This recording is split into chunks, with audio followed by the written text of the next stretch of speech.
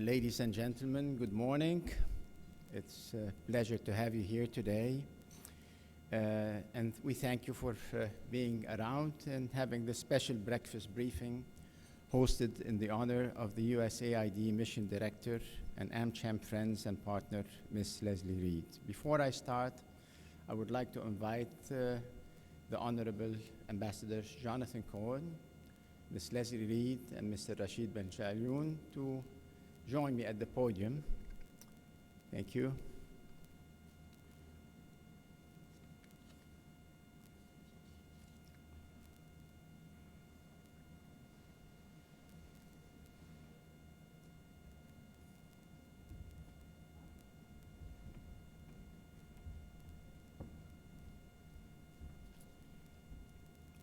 In brief, USAID has been an active development partner here in Egypt, contributing more than $30 billion since 1975, and positively impacting lives and many sectors in the Egyptian economy. USAID programs in education, health, economic growth, governance are helping create a positive change in the country. It's not the value of the AID as much as the impact that it has on several sectors that could be overlooked.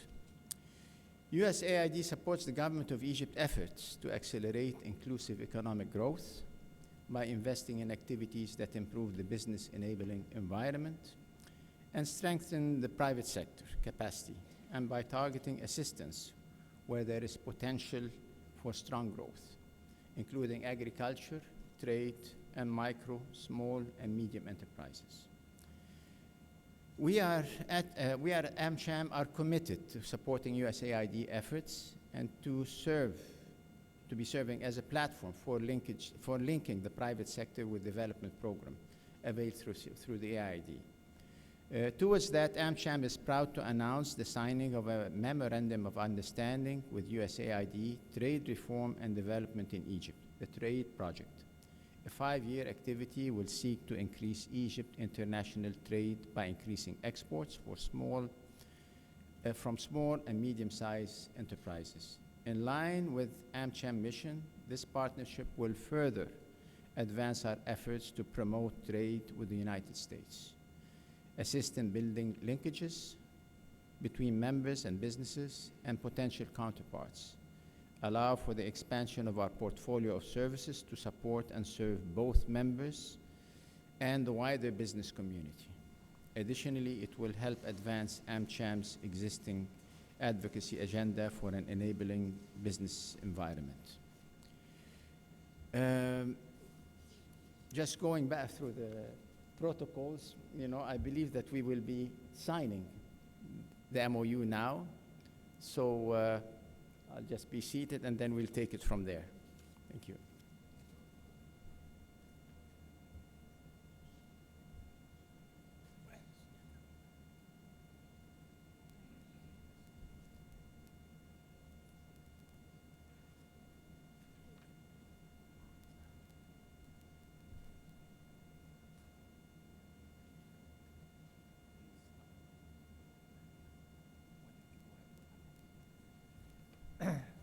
Sorry, just while we sign the protocol, just wanted to say a couple of words. Take this mask off first. Ambassador Jonathan Cohen, USAID Mission Director Leslie Reed, AmCham Egypt President Tariq Tawfiq, AmCham Egypt CEO Sylvia Menossa, my dear colleagues on the USAID Trade Project, distinguished guests.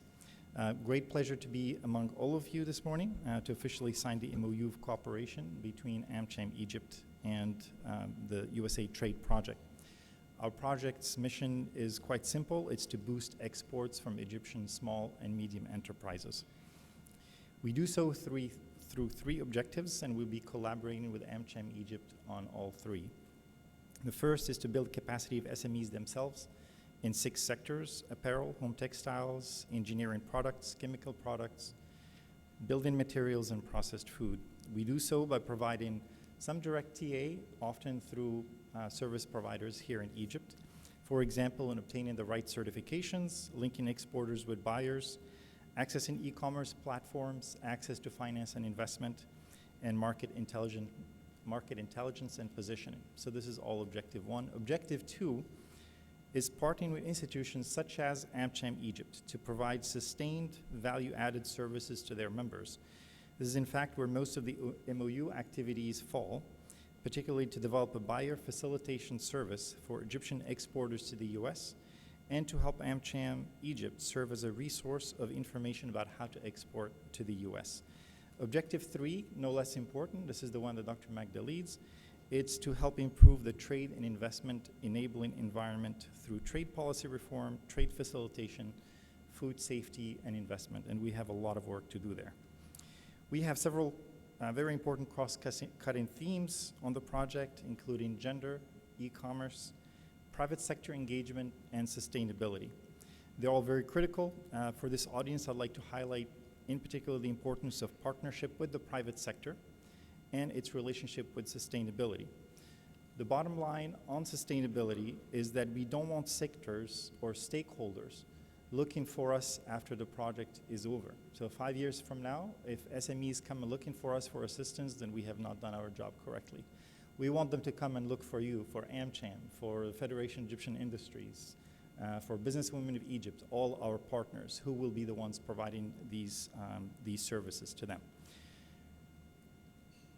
But part of the sustainability drive is to secure and sustain partnerships with the private sector, not just trade support institutions like AmCham Egypt, but also finance institutions. We've had a lot of conversations with several of the companies that were mentioned earlier in the slide, exporters and e-commerce companies. We're in discussions with several of these companies, for example, large food exporters that can provide food safety training to SMEs, large e-commerce players who can provide training on accessing online platforms, logistics companies that can provide advisory services to SMEs on best modalities to ship goods, let's say, to sub-Saharan Africa.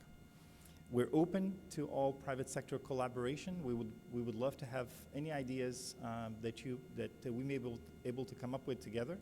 We have our partnership advisor here, Mustafa Al-Ashiri. I don't know where he is. He's way over there. So please do not hesitate to approach him to discuss any partnership possibilities with you all. And to Dr. Magda Shaheen, if there are any possibilities to discuss trade and investment enabling reform activities. To conclude, we're very excited about our collaboration with AmCham Egypt and hope that we'll be talking to many of you in the implementation of this MOU. Thank you so much.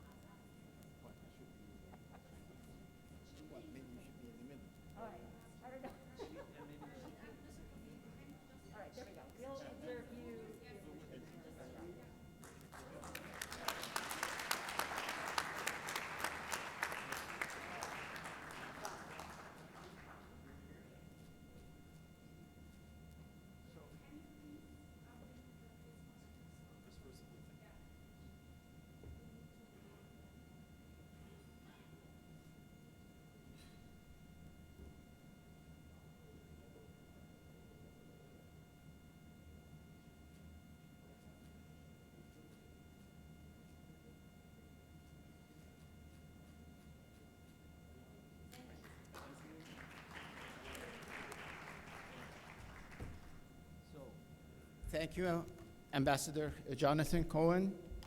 Thank you, Rashid. And now I call on Leslie.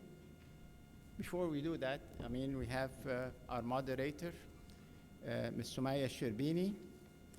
Our AmCham, our session moderator and longstanding AmCham member, co-founder and executive partner of Right Food, and Sumaya will be moderating the session. And I'd like to introduce our great friend Leslie. Leslie Reed began her term as USAID Mission Director for Egypt in August 2020, after having served as Mission Director in several other countries. Most recently, she completed a year-long tour as Mission Director in South Sudan, where she led the development of the mission's new country development cooperation strategy, approved the establishment of a new FSN Advisory Leadership Council, and collaborated with the mission's humanitarian assistance team to respond to historic floods, rising food and insecurity, and COVID-19. She served as Mission Director for Ethiopia from 2016 to 2019, where she led a major effort to support the reform efforts of the new Prime Minister, the development of the mission, new countries development cooperation strategy, and responses to several humanitarian crises. As Mission Director for Uganda from 2012 to 2016, Ms. Reed pioneered the Mission of Leaders program that received agency-wide accolades for empowering staff to lead at all levels, resulting in greater development results. Ms. Reed also served as Deputy Regional Mission Director for USAID Southern African Mission, as USAID's Assistant General Counsel for Africa in Washington, DC, and as Foreign Service Regional Legal Advisor in Lima, Peru, Accra, and Ghana. Before joining USAID, Ms. Reed was a Senior Project Finance Officer and Assistant General Counsel for the Export-Import Bank of the United States, and an associate with the law firm of Morrison & Foerster in Los Angeles. Ms. Reed is a graduate of UCLA School of Law and the University of California, San Diego. Leslie, it's a pleasure to have you. Very impressive bio. I didn't know that you are more African than we are. But anyway, the podium is yours. Thank you.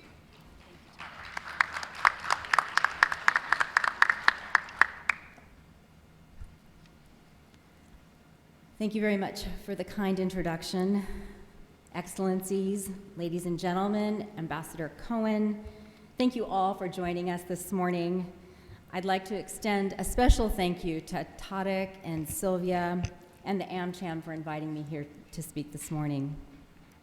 It's an honor to address such a full room of esteemed business community in Egypt.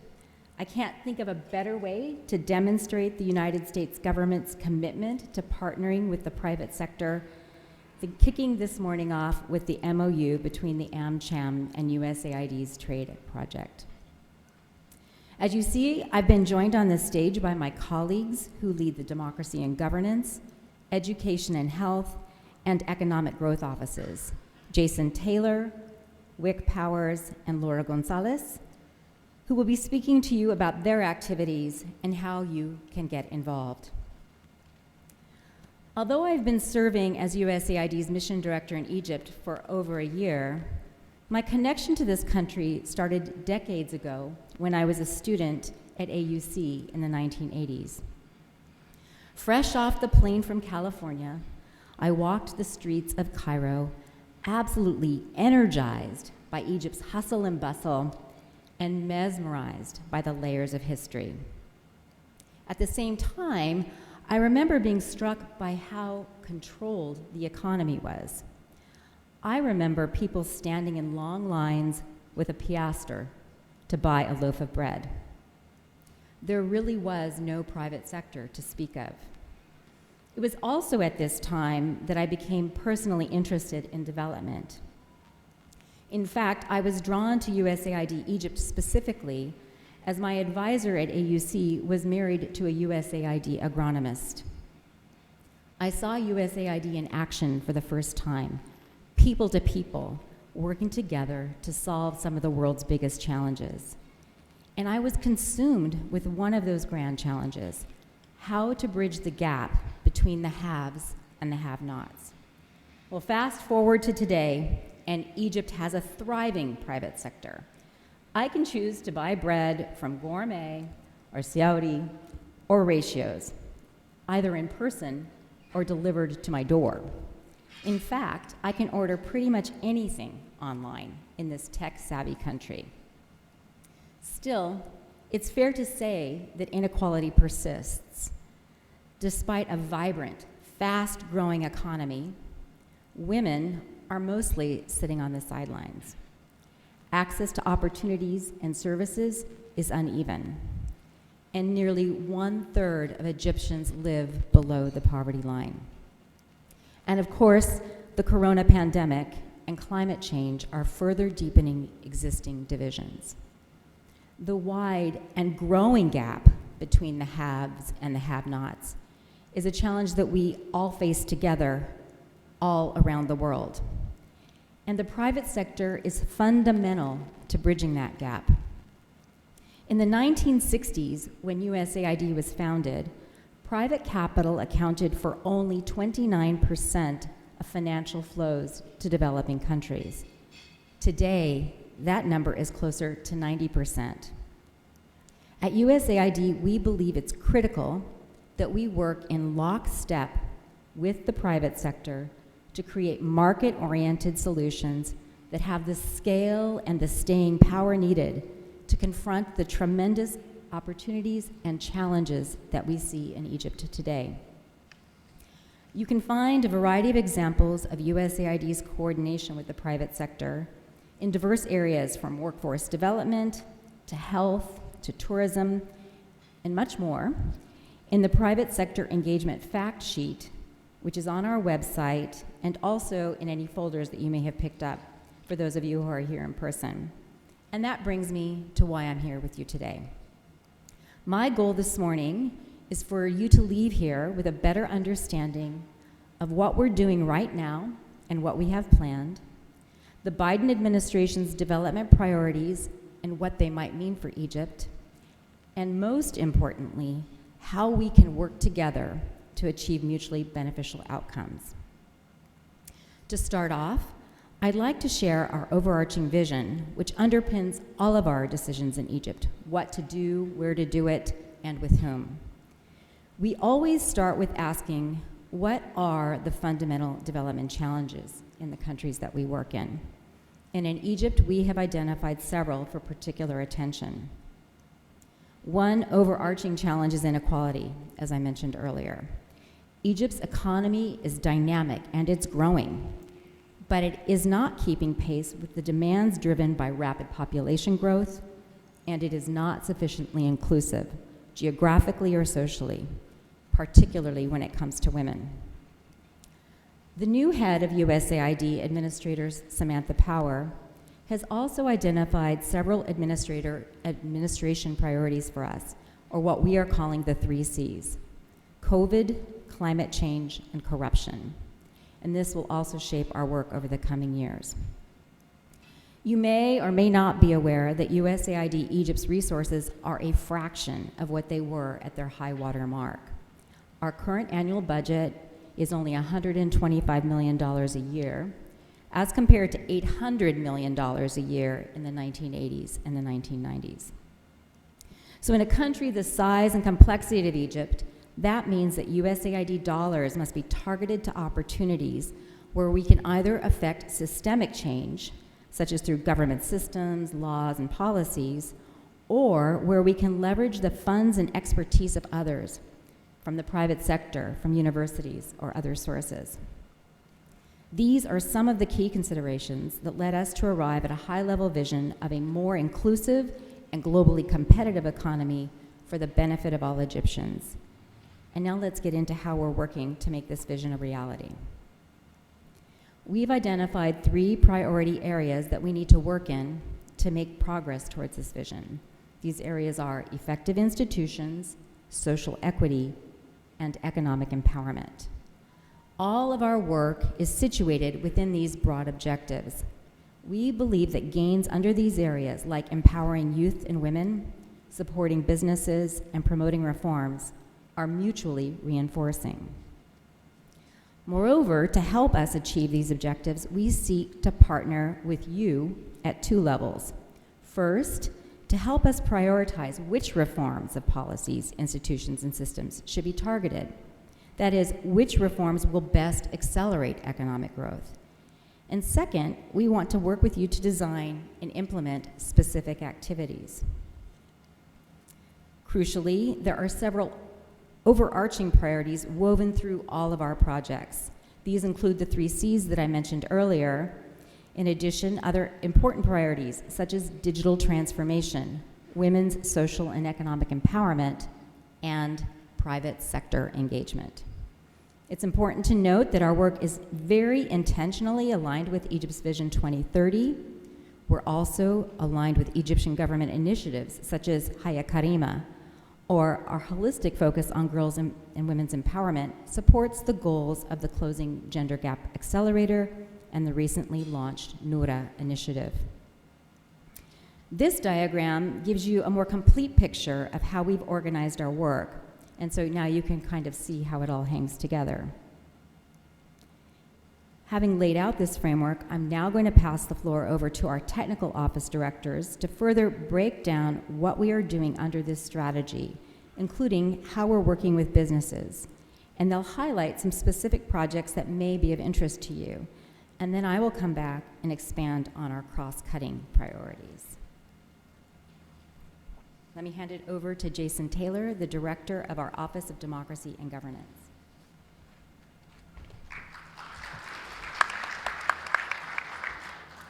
Thank you, Leslie. I'm here to talk to you about our governance objective, effective institutions. Here, we focus on areas where we have been invited to support the government of Egypt reform efforts, largely related to economic reforms. Egypt has achieved an encouraging degree of macroeconomic stabilization over the past several years, coupled with regulatory, policy, and civil service reforms to create space for private sector growth. USAID will support the government of Egypt in its ambitious plan to improve its standing on World Bank World Governance Indicators. Specifically, we're working to expand equal employment opportunities in the public sector, to improve civil service performance, to streamline business registration and other public services through e-services, and to increase the transparency and efficiency of the economic court system through automation.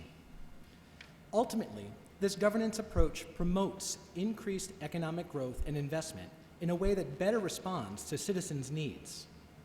These interventions also complement our other objectives, namely improved social equity and economic empowerment. To increase public sector effectiveness and accountability, USAID is supporting the government of Egypt to more extensively consult and collaborate with the private sector. This public-private dialogue approach supports evidence-based policymaking to ensure that reforms are appropriately targeted and effectively implemented. USAID is currently doing this through the economic governance activity. In partnership with AmCham, this activity is providing a platform for policy dialogue around key economic governance issues.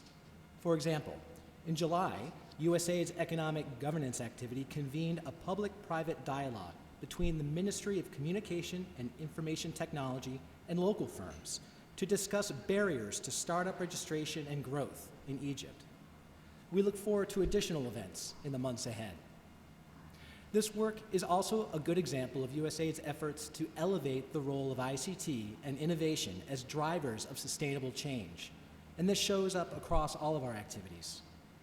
We will provide targeted technical assistance to support Digital Egypt, the government's comprehensive effort to strengthen the digital ecosystem. As a final note, I'll highlight that we're enabling women to participate more fully in the economy. I don't have to tell this group that women face many challenges that may discourage them from entering the workforce, including harassment, violence against women and girls, and early marriage. We are strengthening the legal environment around these challenges to decrease barriers to employment. Thank you for your attention. I'll pass the mic now to Wick Powers, the Director of our Office of Education and Health.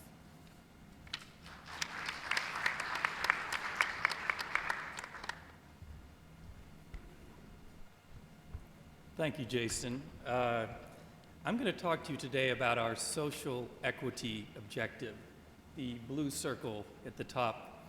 And I just wanted to note that our new USAID Administrator, Samantha Power, in her global vision has talked about USAID as the U.S. Agency for Inclusive Development. So I think that sort of signals not only the intentions, but perhaps the shape of things to come. As Leslie noted, Egypt's economic growth has been uneven, both socially and geographically, and it needs to be more inclusive in order to grow at the pace required by population growth. We're over 100 million at this point, and to maintain political stability and cohesion. This objective, the social equity objective, focuses on both institutional but also community level efforts to improve social equity in two main areas. Number one, increasing access to and quality of basic services. These services include, of course, education and health, but also water and sanitation. The second area is supporting women's social empowerment, a key component of our work and central to everything we do, as you'll hear today. Our interventions under this objective seek to do a number of things. I'll list a few. We want to improve education quality and opportunity. We want to prepare youth, young people, for employment. We want to create access to and awareness of voluntary family planning. We want to address barriers to civic participation. We want to empower women, as well as other economically disadvantaged and marginalized groups in Egypt. And we want to work with water companies in Upper Egypt to provide sustainable services. As we've all noted, women's empowerment is a key priority. And I'd like to highlight a couple of examples that demonstrate what this looks like and how you might get involved. We're supporting women and girls' education by providing basic, technical, and higher education programs that improve the learning skills and workforce readiness of all students so they can join you. We have scholarship programs, and I see some of our scholarship implementing partners here, that expand access to high-quality education for financially needy young people. These are people who would otherwise probably not get into higher education. We have intergenerational literacy programs in rural areas. It's supporting girls and their mothers to learn to read. If you don't know how to read, you can't succeed in life and society. So these are very important programs. Many of our interventions target and support the goals of the Decent Life or Haya Karima initiative. In particular, our work in literacy, water, reproductive health services, microenterprise, and women's empowerment benefit hundreds of Haya Karima community. We have a number of private sector partnerships that further our objectives as well. In education, we work with the private sector to make university curricula more market relevant, to connect graduates to jobs, and to conduct applied research that meets market needs. We also prepare youth for employment. USAID has established 18 centers, university centers for career development at 11 Egyptian public universities. I see Maha, the chief of party, sitting right here. Our university scholarship programs also partner with the private sector to help young people make the transition from education to employment. You would think that's easy. That's actually one of our grand challenges. In health, USAID partners with industry in Upper Egypt and key industrial zones to improve worker health, and with it, productivity, retention, morale, by increasing access to voluntary family planning and reproductive health services, very important to women. Looking ahead, we see various opportunities for AmCham members to get involved. That's you. Over the next 4 years, USAID will establish an additional 12 university centers for career development. private sector companies could provide internships to our brilliant scholarship students. Given its importance as a top ministry of education priority, we're interested in exploring private sector partnerships that advance technology in schools. And finally, we're looking to expand the private sector's role in providing voluntary family planning services. So that's all from me. I'm going to turn it over to Laura Gonzalez, the director of our Office of Economic Growth. Thank you.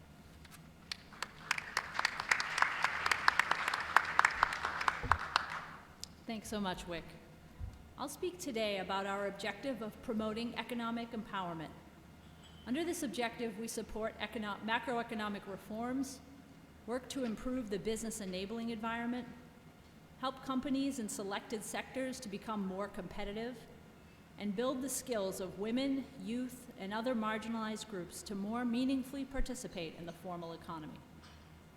Some of our interventions include improving public financial management, public investment planning, and fiscal risk management, supporting evidence-based private sector advocacy to shape reforms that make it easier for businesses to operate, including policies that encourage women's employment, expanding women's participation in the formal economy, particularly women entrepreneurs, improving workforce skills to meet private sector demand, strengthening the trade policy environment and helping small and medium businesses from sectors such as ready-made garments, home textiles, engineering materials, chemical products, food processing, and building materials.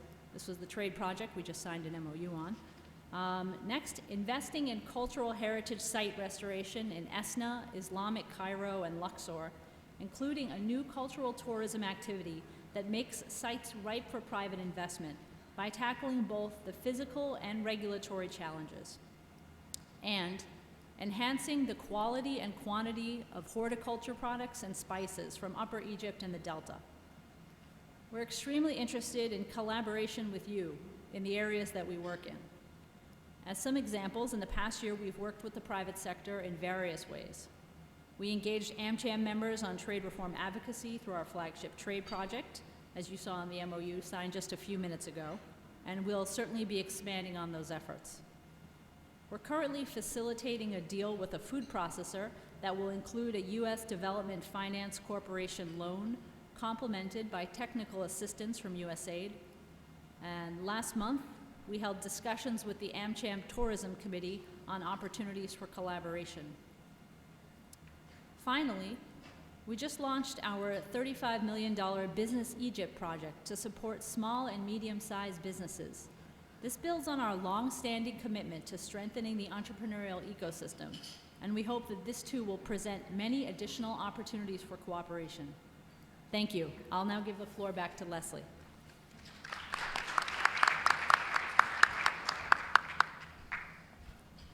Thank you, Laura and Wick and Jason.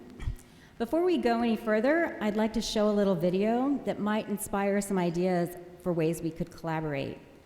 I'm sure many of you are already aware of USAID partnerships with large corporations, AmCham members, in fact, such as PepsiCo and Giza Seeds. But we also partner with smaller businesses. Let's take a moment to watch this video showing how USAID helped put Esna back on the map for tourism, not just as a site of a temple, but as a living part of Egypt's heritage, ripe with opportunities for private investment.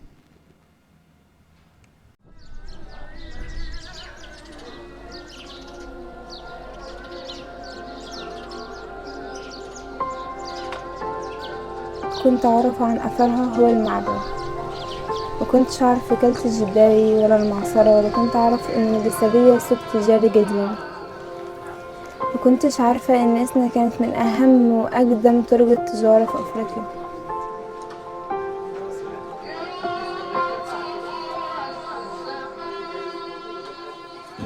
أنا اسمي رحاب مختار. أنا اتولدت وكبرت في إسنا محافظة الأقصر. منطقة إسنا القديمة قبل المشروع كانت شبه ميتة، لأن الناس ابتدت تنتقل لأماكن فيها شغل أكتر.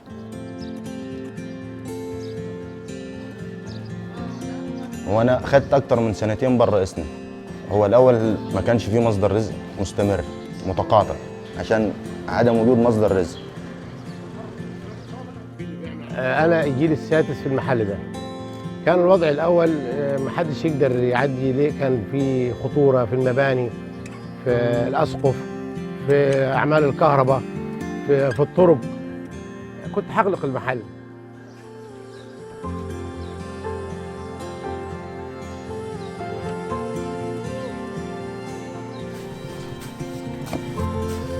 بعد ما جه المشروع هما خلاص لقوا ان معظم الدربكة اتصلحت، كل حاجة بقت أفضل وأحسن. قررت إن أنا أتطوع كتوليدر وأشرح لطلاب المدارس في جميع المراحل يعني إيه إسنا، يعني إيه التراث، وإيه الآثار بتاعت إسنا.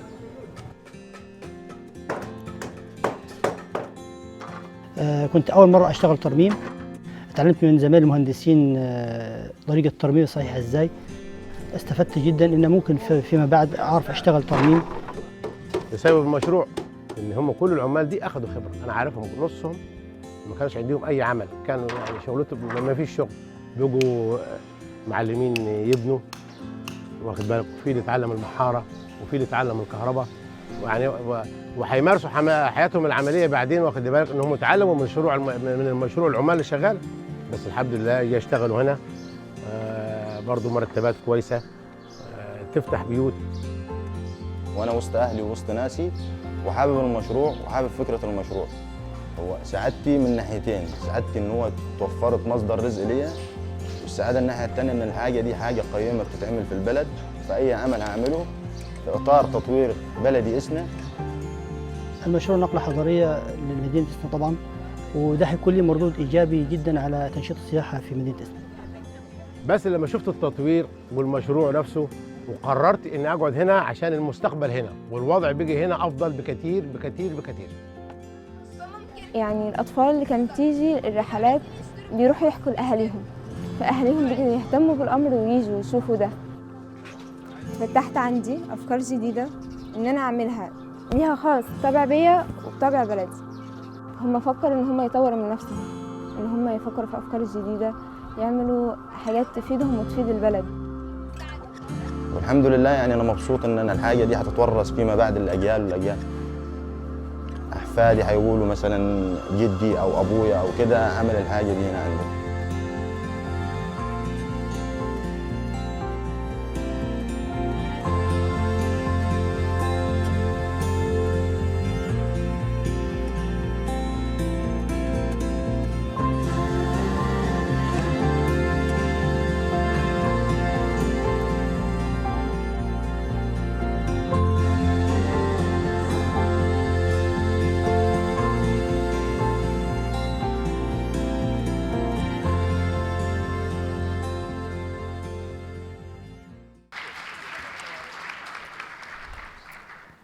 Please remain on the lookout for more of ESNA's approach in our new cultural tourism work. I had the opportunity to visit our project site in historic Cairo a couple of weeks ago, where I was able to see firsthand how we can work together to stimulate a local economy while restoring a community's pride in their heritage. Now I'd like to turn to President Biden's top development priorities, the 3 C's, or what USAID Administrator Samantha Power calls the 3 biggest challenges of our time: COVID, corruption, and climate change. Let's start with COVID, or Corona, as it's known here. You all have likely seen the headlines about US government donations of Pfizer and Johnson & Johnson vaccines arriving in Egypt. Thanks to President Biden's global commitment to become the world's arsenal of vaccines, we've delivered 13.5 million doses to Egypt so far, and millions more are on the way. In fact, the United States has donated more vaccines to the world than the rest of the world combined. What you see fewer headlines about is how wide-ranging U.S. cooperation with Egypt has been in fighting the pandemic. To date, USAID has provided more than $55 million to Egypt's COVID response, reaching nearly 18 million people with our assistance. Alongside vaccine donations, USAID supports prevention, diagnosis, and treatment of COVID-19, as well as programs that reduce the economic impact of the pandemic. This support builds on more than $1 billion that the United States has invested over the past 40 years to improve the health of all Egyptians. Now let's turn to corruption. Fittingly, today is International Anti-Corruption Day. President Biden established the fight against corruption as a core interest, and this week the White House released the first ever United States strategy on countering corruption. Our Administrator Samantha Power recently said, "Corruption is basically development in reverse. It harms long-term economic development, frightens away private sector investment, deepens inequality, and even harms the environment. It also disproportionately harms the most marginalized in a society. It is actually fully inclusive in its malignancy." The government of Egypt has made combating corruption a priority, and we're very pleased to support this effort, including through our partnership with the Administrative Control Authority. As Egypt's main body responsible for fighting corruption, the ACA has grown in scope and efficiency through U.S. government programming, including through USAID's economic governance activity that Jason referenced. But the fight is a daunting one. We know that globally, corruption has many causes: a lack of transparency, opaque and complicated administrative procedures, a lack of digitalization and accountability, bureaucratic culture, low wages, and insufficient engagement from civil society. On that last point, we're very encouraged by President Sisi's declaration of 2022 as the Year of Civil Society. Empowering independent media and NGOs will increase transparency and help reduce corruption, which in turn will spur economic growth and new investment in Egypt. We also support efforts to digitalize business processes and the bureaucracy, which also promises to greatly reduce corruption. Combating corruption, as you know, is hard, but there are opportunities to do so, and it will be critical if Egypt is to reach its full economic potential. Last but not least, let's focus on climate change, where I actually see a lot of potential for collaboration with you. We all know that climate change is already ravaging the world. It's really not a hypothetical threat. It's destroying people's lives and their livelihoods, and it's doing it every single day. This is an issue that's really close to my heart, as I'm from California, where fires and flooding and droughts and heat waves are now part of everyday life. And in fact, I think just yesterday, Alexandria all but closed down because of flooding. Furthermore, we know that climate change exacerbates existing structural and social inequalities, widening instead of bridging the gap between the haves and the have-nots. Minister of Environment, Dr. Yasmin Fawad, described Egypt as one of the countries most affected by climate change.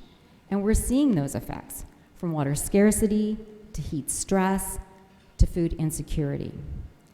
Additionally, sea level rise threatens coastal cities like Alexandria, while changes in soil salinity and increased variability in the Nile's flow threatens agriculture and livelihoods.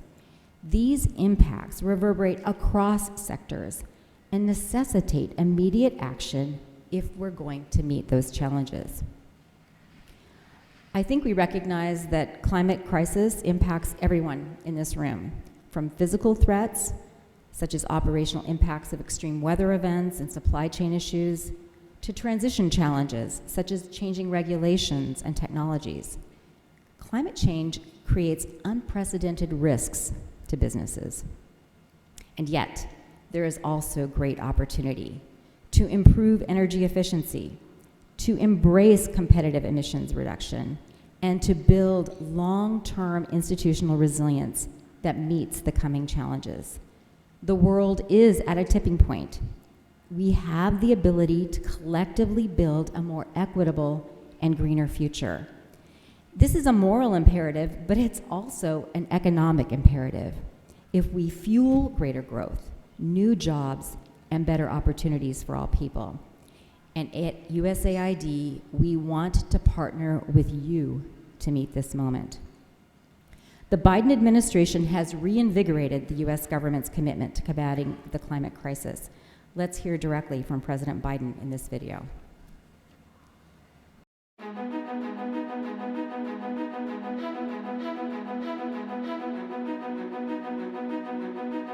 On day one, I signed the paperwork to rejoin the Paris Climate Agreement. We can no longer do the bare minimum to address climate change, and we'll all suffer consequences if we fail. We desperately need a unified response to the climate crisis. When we strengthen our alliances, we amplify our power in order to live in peace, security, and prosperity. And I want you to know the United States will do our part. We'll stand with you. We'll fight for our shared values. We'll meet the challenges of this new moment in history.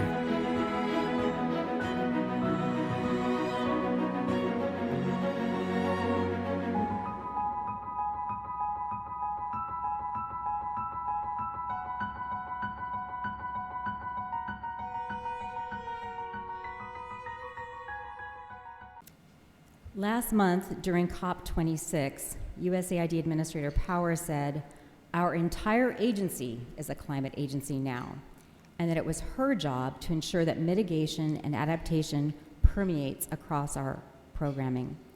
Indeed, USAID will play a pivotal role in the U.S. government's efforts, such as in the President's Emergency Plan for Adaptation and Resilience, or what we're calling PREPARE, which President Biden announced at COP26. PREPARE will support countries and communities around the world in their efforts to adapt and manage the impacts of climate change. This initiative will bolster climate information and services. It will support decision support tools and early warning systems. It will support the mainstreaming and integration of adaptation in coordination with partner countries, and it will mobilize finance and private capital. In addition to PREPARE, USAID announced an ambitious target to support partner countries to prevent 6 billion metric tons of carbon dioxide equivalent emissions by 2030. This cumulative amount is roughly equal to removing more than 1 billion gasoline-powered cars from the road for 1 year. So to support partner countries like Egypt, USAID aims to mobilize more than $150 billion in public and private climate finance by the year 2030. We're also taking a hard look internally at where we're going as an agency, and we will be releasing a draft for our forthcoming 2022 to 2030 climate strategy for public comment. As a joint priority, we congratulate Egypt on hosting COP27, and we're pleased to partner with Egypt in the run-up to this very important global gathering.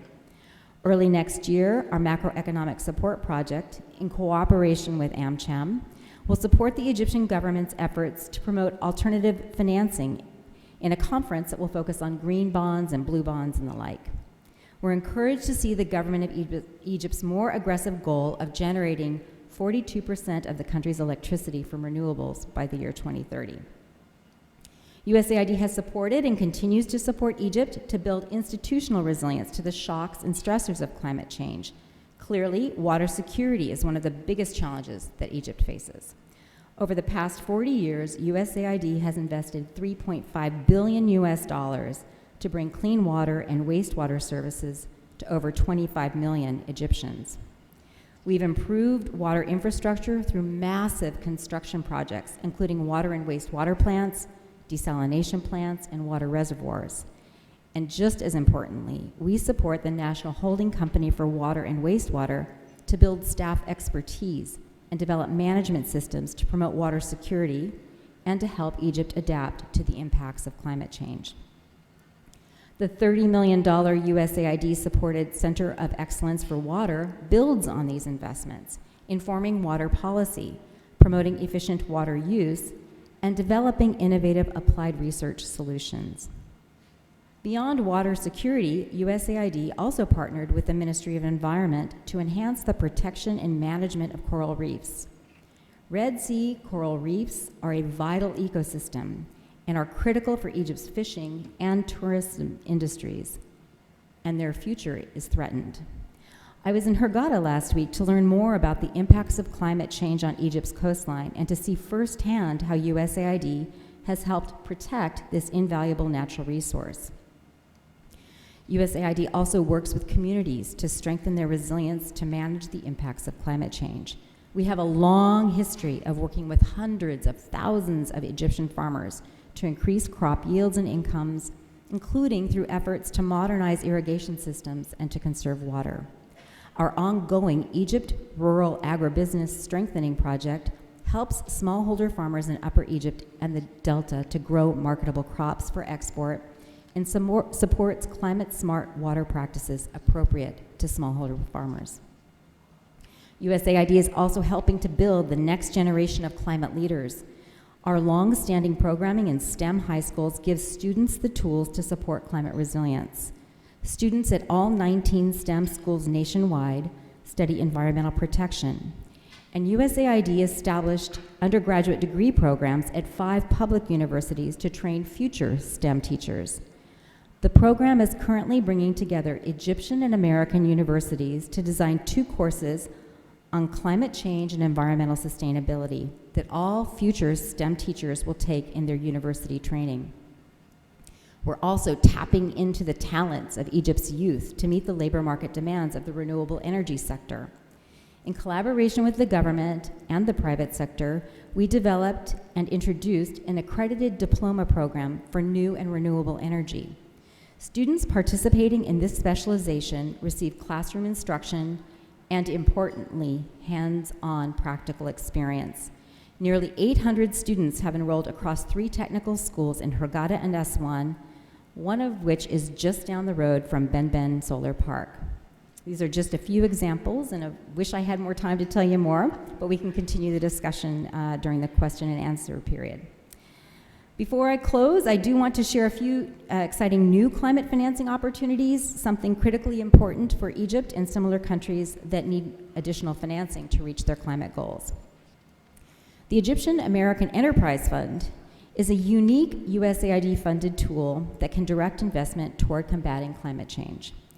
We founded the Egyptian American Enterprise Fund with $300 million, and they've already invested in 1 solar and water desalination company, and they're looking for other green deals. In a recent opinion piece that you may have seen, Fund Chairman Jim Harmon noted how new enterprise funds could be mandated to invest in low carbon and climate resilient projects in developing countries. If you haven't seen it, I encourage you to take a look. USAID also partners with the U.S. International Development Finance Corporation, which many of you probably know as DFC. This is another important tool in the U.S. government toolkit. DFC offers loans, equity, guarantees, and political risk insurance. And the agency is also looking to up its climate investments. Earlier this year, they put out a call for applications for climate-focused investment funds to support climate action. The good news for you is it's a rolling application and it's really quite flexible. Reach out to us if you're interested in learning more, or simply go to dfc.gov/funds. Thinking practically about next steps, in the folders that are available to you, you'll find a list of each of USAID's projects listed by sector, along with a corresponding point of contact. An electronic copy will go out to all of you as well. Each and every one of you has an open invitation to contact us or our partners. We're happy to arrange a meeting to brainstorm together how our work and your work can build off of each other. In conclusion, we're working to broaden and deepen our partnerships with you, Egypt's business community. I want to underscore, this is the decisive decade for our planet and for our future. USAID is committed to addressing some of the world's most intractable challenges of our time, and we need you as partners in this fight. It's in our mutual interest to bridge the gap between the haves and the have-nots, and to advance an inclusive economy for the benefit of all Egyptians. We'll do this by working with you to find innovative ways of doing business that secure Egyptians' prosperity and well-being for generations to come. Shukran Gazilan to AmCham and everyone who joined us for this morning's discussion, and my team and I look forward to taking any questions that you may have.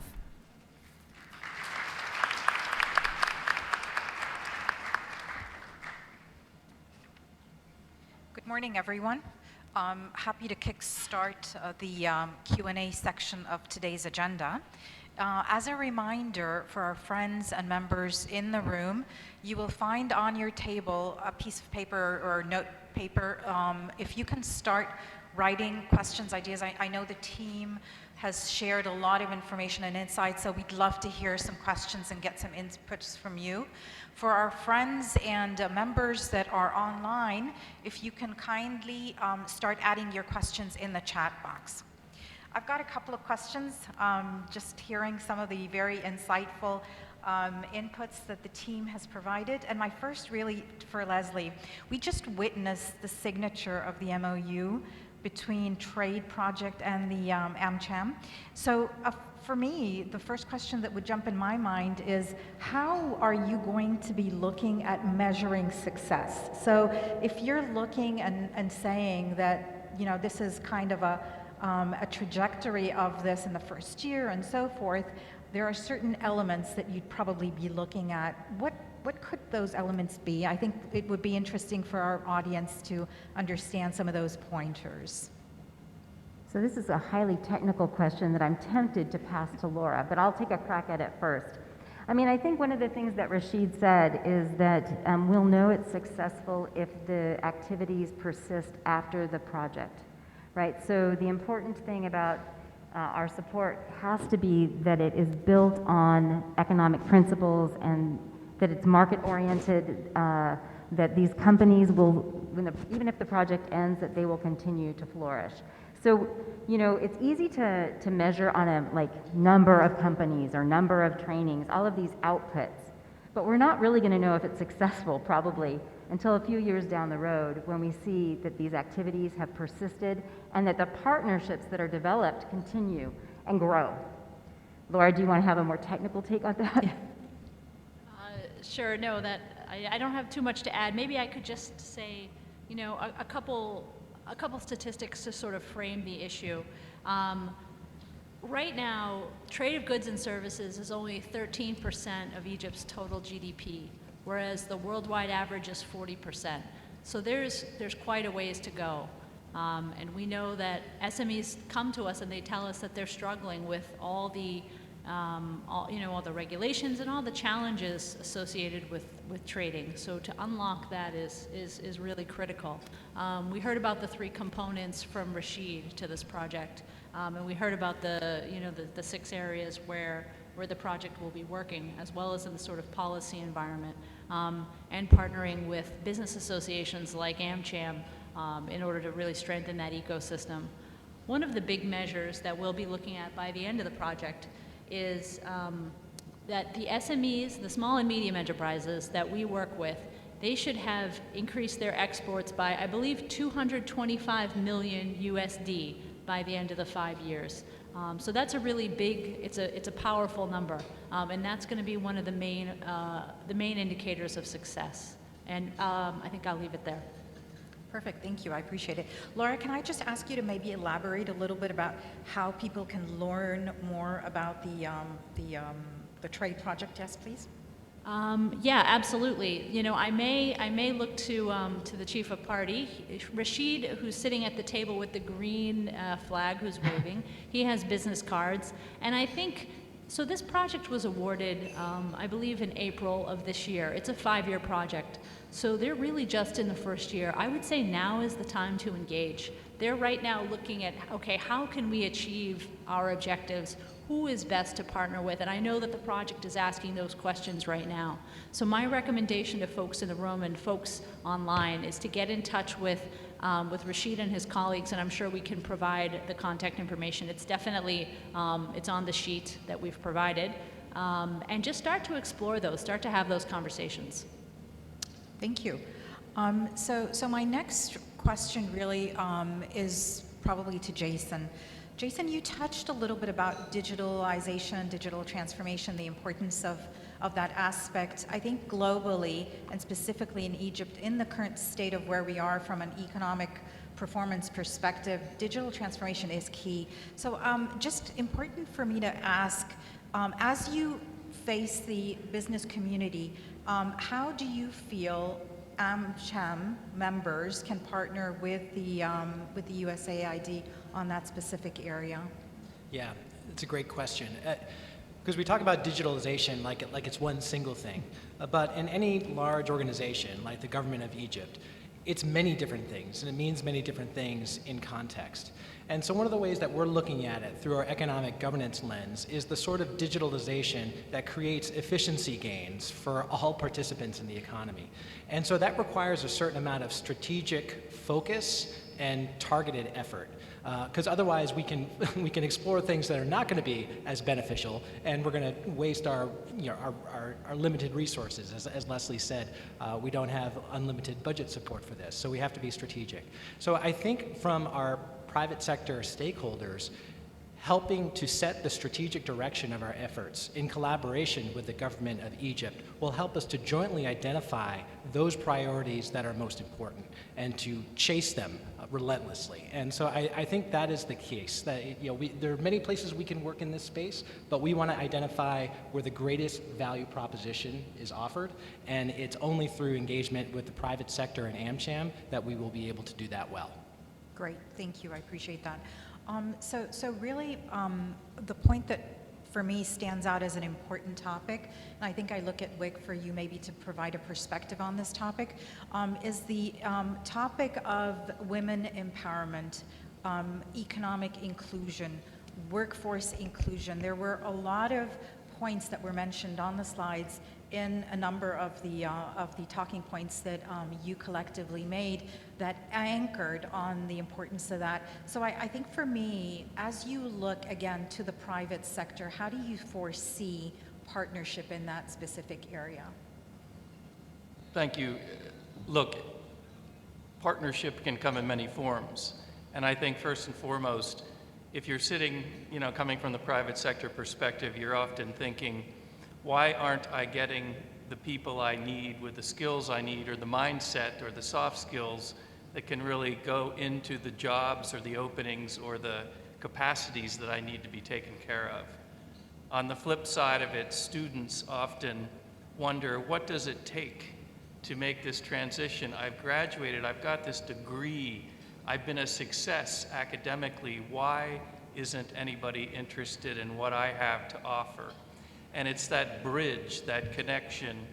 And I like to think of it as, students, and I would say institutions of higher education need to be employer-facing, and employers need to be institution of higher education-facing. That's to say, we are best in these type of, I would say, exchanges and partnerships when we, number one, understand what is it you need and what is it you bring to the table, i.e. potential job openings. And then it's also from the university and the student side, what do they have to offer, and but also what do they need? And I'll just give you one example. We have our university centers for career development in public universities throughout Egypt. We're expanding that program, as I mentioned. Within that program, we're looking at engagements with higher education that aren't just tokenism. They're not just saying, oh, we'll bring you to a meeting and say, okay, the corporate sector's been here, we've checked that box. We're really looking for your ideas around what do students need to know? What does a curriculum need to look like? What skills do the students and the potential employers need to have? What's missing? What's not missing? How do you create that linkages? Can we foster internships with your groups that are structured and periodic and routine so that we can get people out there? The University Centers for Career Development put on career fairs that are extensive. We have 50 to 100 private sector partners in these fairs that are prepared and ready to work with students, inspire them, and help them make that transition. Perfect. Yes, please, go ahead. So this is an issue that I'm pretty passionate about, so I want to make sure I answer this question about women. Your government has identified that getting women into the workforce and being productive members of the economy is macro critical. And by that they mean that I think right now women participated around 20% in the formal sector, and men at about 75%. That's a pretty big gap. And there's estimates that GDP would go up somewhere between 24 to 60% if women were participating at the same rate as men. We know that women are graduating from universities at the same rate as men, and yet their participation is way lower. Only 50% or so of women make the transition from higher education to employment, whereas I think it's something like only 9.3% of males fail to make that transition. So there's something happening there. That's something that we should all be working together to figure out and address. Because again, getting women into the formal economy is macro critical for Egypt. And your economy needs to keep growing faster and faster to keep pace with the population growth that you have. And we want to help you do that. Could I just add some, what I'll say is good news, but also the opportunity. Young girls are going to school, they're entering primary school at the same rate, in fact higher than young boys, so there's parity early on. That continues through high school. It continues into higher education. Women are participating at the same level as men. And I'm here to tell you that girls and young women in both in basic education as well as in tertiary or university education, on average, are outperforming their male peers. So this is an incredible opportunity, cost and loss, when we're not taking advantage of all these talented young women that are emerging from our education sector in Egypt. If they're only participating at 25% of them in the workforce, that's really the grand challenge for all of us. Thank you. So I think to build on this point, Laura, for me, what I think about as I hear these comments is that entrepreneurships and the entrepreneurial scene comes in as a huge opportunity. We've seen in Egypt the number or the rate of females engaging in the entrepreneurship scene increase year over year. So I'm thinking here, from an economic growth perspective, how do you foresee the role that USAID will play in enabling this, the ecosystem, and so forth? I'm so happy you asked that question, Samaya. We're very, very interested in working in the entrepreneurship space, and we have done so for many, many years. USAID just awarded another new project, very, very new, called Business Egypt. It's the one I mentioned earlier. It's about a $25 million project. This project is focused on enhancing what we call, the ecosystem for entrepreneurship. I know we use the word ecosystem a lot, but this is about supporting, incubators, accelerators, the angel networks, the entrepreneurship networks, both in Cairo and Alexandria and in the rural areas.